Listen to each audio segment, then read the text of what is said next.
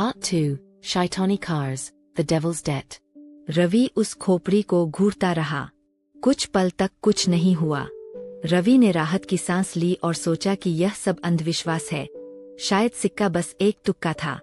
वह हंसते हुए उठा और उस लड़की की तरफ बढ़ा। लेकिन जैसे ही उसने पहला कदम बढ़ाया, वेटर का पैर फिसला और उसके हाथ से गर्म सूप का पूरा कटोरा सीधे रवि के चेहरे पर गिरा। रवि दर्द से चीख पड़ा।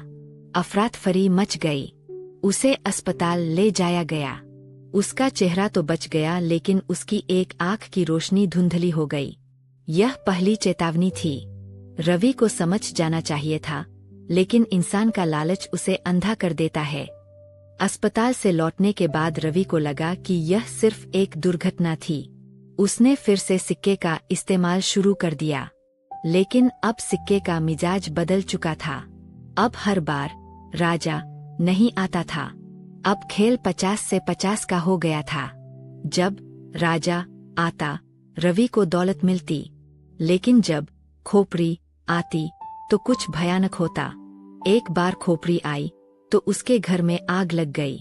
दूसरी बार खोपड़ी आई तो उसका एक्सीडेंट हो गया और उसका पैर टूट गया। रवि अब डर के साये में जी रहा था।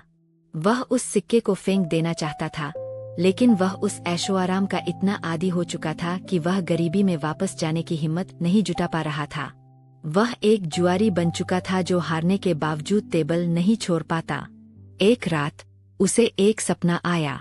सपने में वही खोपड़ी वाला चेहरा उससे बात कर रहा था। उसकी आवाज किसी गहरे कुएं से आती हुई लग रही थी। रवि, तूने बहुत ले लिया। अब लौटाने की बारी है। संतुलन बनाना पड़ता है। रवि, संतुलन। रवि पसीने में लचपत होकर जाग गया। सुबह उसका फोन बजा। उसे पता चला कि उसकी माँ, जो गांव में रहती थी, उन्हें दिल का दौरा पड़ा है और वह आईसीयू में है। डॉक्टरों ने कहा कि बचने की उम्मीद बहुत कम है। रवि के पैरों तले जमीन खिसक गई। उसके पास दौलत थी, लेकिन वह अपनी माँ को नहीं बचा पा रहा था। वह अस्पताल के कॉरिडोर में पागलों की तरह टहल रहा था। तभी उसका हाथ जेब में पड़े उस ठंडे सिक्के पर गया। रवि की आंखों में आंसू थे। उसने सोचा, मैंने इस सिक्के से अब तक अपने लिए दौलत मांगी। आज पहली बार किसी की जान मांगूंगा। वह जानता था कि यह बहुत बड़ा जोखिम है। अगर खोपड़ी आई तो क्या होगा? क्या उसकी माँ मर जाएंगी? लेकिन उसके पास और कोई रास्ता नहीं था। रवि अस्पताल के सुनसान बाथरूम में गया। उसने कांपते हाथों से सिक्का निकाला।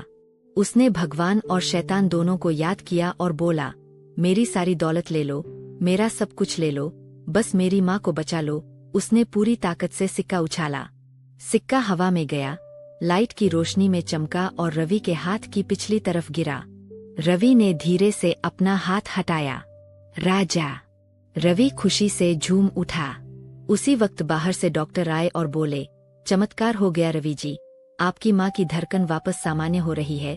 रवि को लगा उसने मौत को हरा दिया है, लेकिन वह भूल गया था कि उस सपने में क्या कहा गया था, संतुलन बनाना पड़ता है।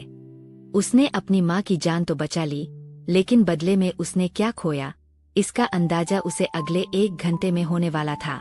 पुलिस अस्पताल में दाखिल हुई। रवि के बंगले पर छापा पड़ा था। उस पर धोखाधड़ी और गबन के झूठे आरोप लगे थे। उसकी सारी संपत्ति जब्त कर ली गई। उसकी गाड़ियां, उसका घर, सब कुछ एक ही पल में छिन गया। वह फिर से सड़क पर आ गया था।